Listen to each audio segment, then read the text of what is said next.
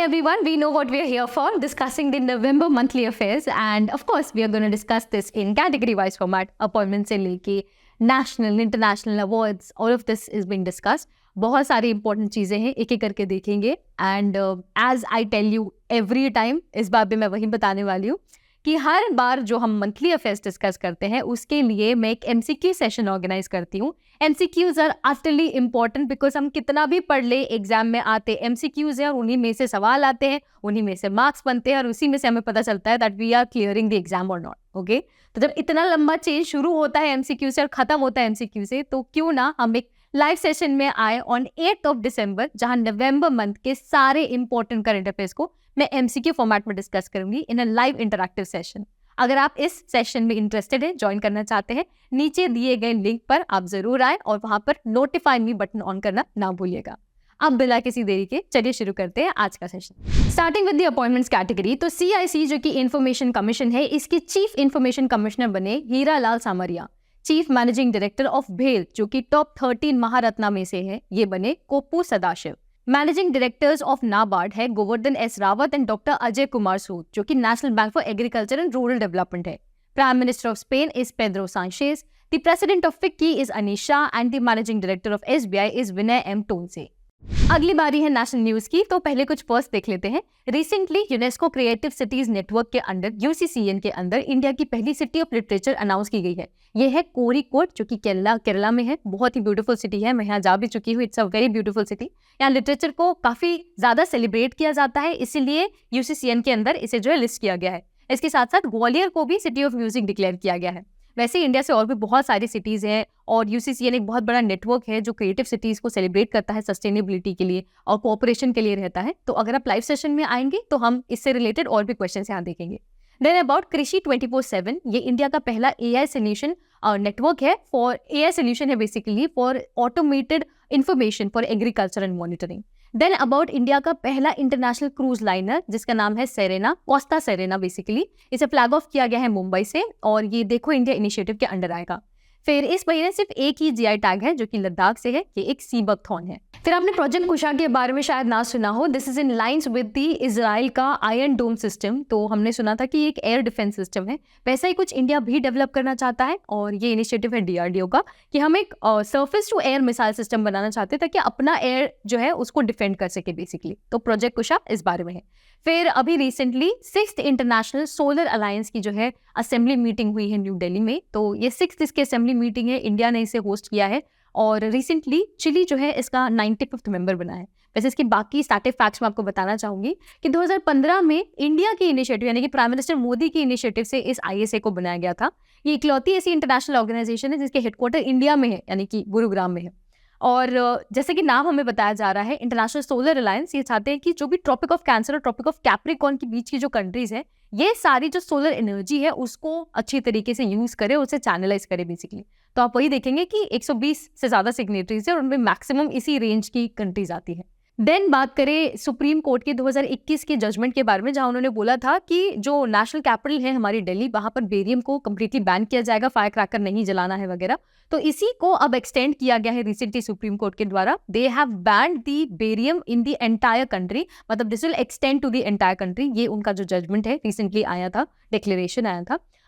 तो इसी बात पे मैं आपको बेरियम के बारे में बताना चाहूंगी कि जो फटाके देखते हैं उसमें जो केमिकल यूज होता है, जैसे रंग आता है बेसिकली, कलर जो आता है वो इस केमिकल से आता है. So this causes lot of breathing issues, skin allergy, ऐसी बहुत सारी चीजें होती है. And on top of that of course pollution is well. तो इसलिए इसे बैन किया गया. And then about the international sugar organisation, ये भी काफी इंपॉर्टेंट ऑर्गेनाइजेशन है. नाम से हमें समझ में आ रहा है कि ये शुगर रिलेटेड ऑर्गेनाइजेशन है, इसके प्रोडक्शन वगैरह के लिए है. तो हमारे इंडिया के लिए तो जरूरी है क्योंकि हम सेकेंड लार्जेस्ट जो है प्रोड्यूसर हैं और लार्जेस्ट कंज्यूमर है शुगर की. तो प्लस हमारी एथेनॉल ब्लेंडिंग की भी कुछ टारगेट्स हैं वो फुलफिल करने के लिए sugar is important for us. तो ये इंपॉर्टेंट ऑर्गेनाइजेशन जो कि हेडक्वार्टर्ड है लंदन में is going to be chaired by India in the coming year of 2024. And then the One Nation One Registration Platform जिसे डॉक्टर्स के लिए लॉन्च किया गया है by the National Medical Commission. तो इस पर्टिकुलर इनिशिएटिव के तहत जो ऑलरेडी एग्जिस्टिंग रजिस्ट्री है हमारी डॉक्टर्स की वो रिप्लेस हो जाएगी और अब जो है नया यूनिक आइडेंटिफिकेशन नंबर दिया जाएगा सभी एग्जिस्टिंग डॉक्टर्स को, प्रैक्टिसिंग डॉक्टर्स को. तो उनका ये UIN नंबर हो गया, रजिस्ट्रेशन नंबर हो गया, name, place of work, qualification, ये सारी चीज़ों का एक रिपोजिटरी तैयार होगी जब हम इस पर्टिकुलर इनिशिएटिव को कंप्लीट कर पाएंगे बाय द एंड ऑफ 2024। फिर कुछ नई स्पीशीज जो है अनाउंस हुई है, पता चली है, जैसे कि न्यू एडिबल फिश जो कि ओडिशा में मिली, देन 2 न्यू सियर फिशेस भी और एक फ्रॉग स्पीशी भी। Now let's talk about the international news. ये जो टेबल आप देख रहे हैं, यहाँ जितनी भी बायलैटरल मल्टीलैटरल एक्सरसाइजेज जो है वो सब मेंशन्ड है, नाम के साथ साथ कंट्रीज मेंशन्ड है। तो जब हम लाइव सेशन में मिलेंगे तो डेफिनेटली मैं इस पर्टिकुलर एरिया से एक क्वेश्चन पूछने वाली हूँ, तो आप तैयारी के साथ जरूर आइएगा। फिर अगला सवाल हो सकता है कि ऐसी कौन सी कंट्री है, पहली कंट्री जिन्होंने 14 साल का प्रोजेक्ट लॉन्च करके अपनी पूरी कंट्री के जितने भी डॉग्स हैं उन्हें स्टरलाइज किया है। तो ऐसा करने वाली पहली कंट्री है भूटान। फिर रिसेंटली एक न्यूज आई है about Russia pulling out of DCFE। This is basically a convention of armed forces, जो कि यूरोप बेस्ड एक जो है आर्म अग्रीमेंट वाली, कंट्रोल आर्म्स को, मतलब जितने भी आपकी प्रोडक्शन होती है बंदूकें वगैरह, उसको कंट्रोल करने की अग्रीमेंट है, उससे रशिया ने पुल आउट कर लिया है। द रीजन इज कि जो नेटो है, जो नॉर्थ अटलांटिक ट्रीटी ऑर्गेनाइजेशन है, उसका एक्सपेंशन, उसकी मेंबरशिप का एक्सपेंशन ईस्टवर्ड्स हो रहा है। एक्चुअली यही रीजन था जिससे रशिया यूक्रेन की वॉर हुई थी और काफी ज्यादा नाराजगी थी रशिया को, और इसी नाराजगी को व्यक्त करते हुए उन्होंने इस पर्टिकुलर ऑर्गेनाइजेशन से पुल आउट कर लिया है। Now coming to the reports and indexes, तो recently the FSSAI, that is the food safety standards authority of India, ये लॉन्च करते हैं the state food safety index. बहुत इंपॉर्टेंट होता है, ये इसका 5th एडिशन है। तो हर एडिशन के साथ ये बताते हैं कि कितनी स्टेट्स और यूनियन टेरिटरीज जो का जो खाना है, जो फूड है, वो कितना है, कितने स्टैंडर्ड्स का है और किस तरीके का है, उस हिसाब से इन्हें जो है रैंक किया जाता है। तो अगर आप गेस करें तो सबसे अच्छा लार्ज स्टेट्स में परफॉर्म किया है केरला ने, स्मॉल स्टेट्स में परफॉर्म किया है गोवा ने, और यूनियन टेरिटरीज में अगर आप देखें तो वो है जम्मू कश्मीर। ठीक है, फिर अगर हम आए QS एशिया यूनिवर्सिटी रैंकिंग में, तो एशिया में जितनी भी यूनिवर्सिटीज है उनकी रैंकिंग आई है 2023 की। इसमें सबसे अच्छी परफॉर्मिंग यूनिवर्सिटी है पेकिंग यूनिवर्सिटी ऑफ चाइना, फिर आती है हांगकांग और सिंगापुर और बाकी साउथ एशियन या साउथ एशिया या एशिया की सारी यूनिवर्सिटीज। इसमें इंपॉर्टेंट है कि इंडिया की कौन सी यूनिवर्सिटी आ रही है। तो टॉप 100 में देखें तो हाँ है इंडिया से रैंक करने वाली universities. This is best performing is 40th rank पे IIT बॉम्बे। इसके बाद आप देख सकते हैं और भी बहुत सारी यूनिवर्सिटीज हैं। देन एक एमिशंस गैप रिपोर्ट आती है जो कि UNEP, United Nations environment programme, release करती है। तो देखिए, हम as a world, as a globe, as a earth, हमें कुछ एमिशंस करना अलाउड है, जो बहुत सारी रिपोर्ट्स बताती है कि कितना कार्बन डाइऑक्साइड, कितना ग्रीन हाउस गैसेस रिलीज करना है, कितना करना चाहिए, कितना हो रहा है, इसके बीच में कुछ गैप आती है, बेसिकली कितना अलाउड है वगैरह। तो ये जो गैप रिपोर्ट है वो हमें दी जाती है UNEP के द्वारा। तो इसमें बहुत सारे और भी एनालिसिस है कि कितना हमें रिड्यूस करना चाहिए, कितना टेम्परेचर बढ़ सकता है, ऐसे बहुत सारी पॉइंटर्स आते हैं। But my point of telling you this was कि emission gap report UNEP release करते हैं। अब आते हैं स्पोर्ट्स की कैटेगरी में। तो ये जो कैटेगरी है थोड़ी बड़ी होने वाली है। यूजुअली हम नेशनल बहुत बड़ा पढ़ते हैं, बट इस बार स्पोर्ट्स में काफी सारी चीजें हैं। सबसे पहले मैं आपको बता दूं खेलो इंडिया पैरा गेम्स के बारे में। ये पहली बार इंडिया में होने वाला है। इसका जो पैरा डोमेन है, सारी चीजें इसमें ऑर्गेनाइज होंगी। इसमें ऑफिशियल मैस्कॉट जो है वो उज्ज्वला यानी कि स्पैरो है। फिर आपने शीतल महाजन का नाम शायद ना सुना हो। She has actually made history by jumping off a helicopter from a staggering height of 21,000 feet, और ऐसा करने वाली ये पहली महिला है। Then the FIDE Grand Swiss, ये भी बहुत इंपॉर्टेंट है कि इस बार मेल और फीमेल दोनों कैटेगरीज में इंडिया ही विनर रहा है। ये हुआ आइल ऑफ मैन में, और गोल्ड विनर, मतलब मेन के विनर अगर आप देखें तो वो है Vidit Santosh Gujrathi, and the women category was won by Vaishali Ramesh Babu. Then Asian champions trophy, ये भी बहुत ही बढ़िया चीज थी इंडिया के लिए, क्योंकि of course we won this. ये हुआ भी इंडिया में ही, झारखंड में, and we defeated Japan. Player of the tournament दिया गया सलीमा टेटे को। बैलन डी'ओर जब भी आप सुने तो आप इसे एसोसिएट कीजिएगा फुटबॉल के साथ, क्योंकि इसे हाईएस्ट अचीवमेंट माना जाता है पूरे फुटबॉल के डोमेन में इन द पास्ट सीजन। और इस बार मेंस कैटेगरी में दिया गया लियोनेल मेसी को, and in the women's category to Aitana Bonmati. Then the Asian shooting championship, अब ये भी बहुत अच्छी चीज हुई, क्योंकि यूजुअली हमारी ओवरऑल रैंकिंग जो आप देखेंगे 3rd 4th में रहती थी, लेकिन इस बार हम 2nd मोस्ट रैंक्ड कंट्री हैं, मतलब सबसे ज्यादा मेडल्स हमने जीते हैं आफ्टर चाइना। ये हुआ था साउथ कोरिया में। तो ऐश्वर्या प्रताप, पृथ्वीराज, मनीषा खीर, इनके नाम आपने सुने होंगे। फिर 13th ICC वर्ल्ड कप, ये भी of course we know how important this was for us, काफी दिल के करीब, क्योंकि हम जीत नहीं पाए ये। Winner was Australia, location Narendra Modi stadium. वैसे बहुत सारी चीज़ों पर मैंने जो है कवर करते हुए एक MCQ फॉर्मेट में वीडियो लिया है यूट्यूब पर ही, अगर आप चाहें तो आप उसे देख सकते हैं। अराउंड 25-30 क्वेश्चन उसमें डिस्कस है अबाउट ICC वर्ल्ड कप, तो that can also help you. Runner up India है, प्लेयर ऑफ द टूर्नामेंट दिया गया विराट कोहली को, player of the match to Travis Head, highest runner, highest wicket taker, ये सब दिया गया था। वैसे इंडिया ने पहले भी ये होस्ट किया है, पर ये पहली बार था कि हमने इसे सोलली होस्ट किया है, ठीक है। इसी के अराउंड इंडिया ने कितनी बार जीता है, कौन से ईयर थे, ऑस्ट्रेलिया कौन से नंबर पर था, वुमेन टीम पर भी मैंने कुछ जो है बातचीत की है उस वीडियो में, तो आप उसे जरूर देखिएगा। फिर सैयद मुश्ताक अली ट्रॉफी, ये भी क्रिकेट से ही जुड़ी है, ये हुई थी पंजाब में। इस बार विनर थे पंजाब क्रिकेट टीम और runner up was Baroda cricket team.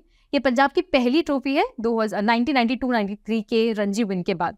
Player of the match दिया गया अनमोल प्रीत सिंह को, प्लेयर ऑफ द सीरीज और इम्पैक्ट विनर यहाँ पर दिया गया है। And then the Asian para archery championship, ये हुई बैंकॉक थाईलैंड में, जहां राकेश कुमार का नाम काफी ज्यादा आया और शीतल देवी का, जिन्होंने जो है अलग अलग कैटेगरीज में इंडिया का नाम जो है रोशन किया। इसमें सबसे अच्छी बात ये थी कि मेडल टैली में सबसे ऊपर नाम हमारा इंडिया का था, and then was South Korea, and then was China.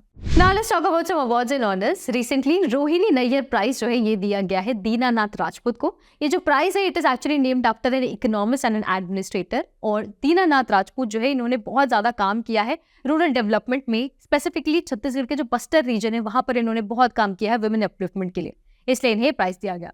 Then the wild life photographer of the year award, इसका जो 10 ईयर कैटेगरी है वो इस बार दिया गया है एक इंडियन को, this is Vihaan Vikas.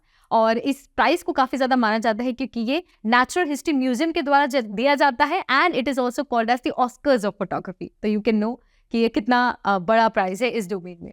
Then about the British academy book prize for outstanding global cultural understanding, तो ये दिया गया है एक Indian born writer Nandini Das को, and this has been given to the book Quoting India. Then the Champions of Earth Award, ये दिया जाता है environmental pioneers को जो global change और sustainable future के लिए काम कर रहे हैं। अलग अलग कैटेगरीज में दिया जाता है, जैसे policy leadership, science and innovation, तो इसके विनर्स यहाँ मेंशन्ड है। फिर है इसी कैटेगरी में और भी ज्यादा इंपॉर्टेंट अर्थ शॉर्ट प्राइज, इसे इको ऑस्कर भी कहा जाता है। अब इसे जो है अवार्ड किया जाएगा till 2030 to support the environmental innovation projects. इसकी इंस्पिरेशन ली गई है US president John F Kennedy के मूनशॉट प्रोजेक्ट से। अब अगर आप विनर्स और कैटेगरी देखें इसकी, तो build a waste free world में S4S टेक्नोलॉजी को यह अवार्ड दिया गया है फ्रॉम इंडिया। देन एक बहुत ही अलग सा अवार्ड है, इसका नाम है life time disturbing the peace award for a courageous writer at risk, तो ये नाम ही अपने आप में डिस्टर्बिंग है। ये दिया गया Indian born and British American author Salman Rushdie. इनका नाम हमने सुना है, इनका नाम जुड़ा हुआ है मिडनाइट चिल्ड्रन से और इनकी एक बहुत ही कॉन्ट्रोवर्शियल किताब सैटानिकल वर्सेस से। तो इस वजह से 2022 में हमने सुना था that he was stabbed also, तो इस वजह से जो है इन्हें ये अवार्ड दिया गया है disturbing the peace award. Then the Kenneth Boulding award, ये दिया जाता है international society for ecological economics के द्वारा, and it has honored the Indian economist and the Padma Shri awardee Beena Agrawal for ecological economics. And then the Indira Gandhi Peace Prize Award, this is awarded to the Delhi headquartered Indian Medical Association and the New Delhi based Trained Nurses Association of India, जिन्होंने कोविड-19 में warriors की तरह perform किया। तो ये एक तरीके का एक्नॉलेजमेंट है every doctor, every nurse, every paramedic के लिए, ये हर साल दिए जाने वाला एक अवार्ड है। फिर मिस यूनिवर्स की बात करें तो ये भी काफी इंपॉर्टेंट डोमेन है, इसे भी ध्यान से देख लेते हैं। इसे ऑर्गेनाइज किया गया एल साल्वाडोर में। Winner was Miss Sheynnis from Nicaragua, ये पहली बार है कि उस कंट्री से कोई विनर आई है। फर्स्ट रनर अप और सेकंड रनर अप भी अनाउंस किए गए। इंडिया से अब तक 3 मिस यूनिवर्स हो चुकी है, Sushmita Sen, Lara Dutta and Harnaaz Sandhu. Then about the books and authors, सबसे पहले है निलावो कुडीचा सिमहंगल, ये एक किताब है जिसे लिखा गया एस सोमनाथ के द्वारा, जो अपने आप में इसरो के चेयरमैन है। Then building partnerships India and international cooperation for maritime security, लिखी गई है कैप्टन हिमाद्री दास के द्वारा। Snakes of Himachal Pradesh by Umesh Kumar Bharti and D Bishti. Then fire bird, ये लिखी गई है पेरुमल मुरुगन के द्वारा, translated to English by Janani Kannan. Then mapping of archives in India by Professor Ramesh Chandra Gaur and Vismay Basu. And then lastly all the important days, मैं हर बार कहती हूँ कि यहाँ आप इसका स्क्रीनशॉट ले सकते हैं। I don't really give more importance to the important days क्योंकि बहुत ही कम इसके आने के जो है चांसेस होती है। तब भी अगर हम कुछ इंपॉर्टेंट डेज देखें तो जैसे 135th birth anniversary of CV Raman ji and the national cancer awareness day on 7th of November। फिर आप देखें नेशनल लीगल सर्विसेज डे भी इंपॉर्टेंट है of 9th of November, national education day 11th of November, the world diabetes day, the national press day is very important, the international men's day, the world children's day, all the important days are mentioned here. आप चाहे तो इसका screenshot ले सकते हैं और आप 26 नवंबर Indian constitution day भी देखना ना भूलें। So I've been saying this time and again, it's a wrap from today. आज हमने नवंबर मंथ के सारी चीज़ें डिस्कस कर ली. मैं इसके साथ आपको बताते रहती हूँ कि कितनी सारी चीज़ों की क्या क्या इंपॉर्टेंस है. मैंने MCQ की कितनी इंपॉर्टेंस है ये इस वीडियो की शुरुआत में ही एस्टैब्लिश किया था. सो आई रियली होप कि आप समझ रहे हैं इस बात को. अगर आपको लगता है कि आपके लिए इंपॉर्टेंट हो सकता है, मुझे आपको कुछ नहीं करना है, नीचे जाकर बस लिंक में ज्वाइन करना है, नोटिफाई मी बटन ऑन करनी है. जिन लोगों को डाउट है, जो जानना चाहते हैं कि कैसा होता है सेशन, आप हमारे पुराने सेशंस देख सकते हैं. प्लेलिस्ट का लिंक मैं नीचे ऐड कर दूंगी. और अगर आपको, क्योंकि ये साल खत्म होने आ रहा है, तो मैं जानना चाहूंगी कि आपका ये पूरे साल का एक्सपीरियंस कैसा था. मंथली जो हम रैप अप करते हैं उसका एक्सपीरियंस आपका कैसा था, मुझे ये भी कमेंट करके जरूर बताइएगा. आपके कमेंट्स पढ़ के मुझे बहुत मोटिवेटेड फील होता है. I really hope that you enjoyed this session. Give it the like button. If you're new to the channel, make sure that you subscribe. Till then, keep learning, and I shall see you in the next one.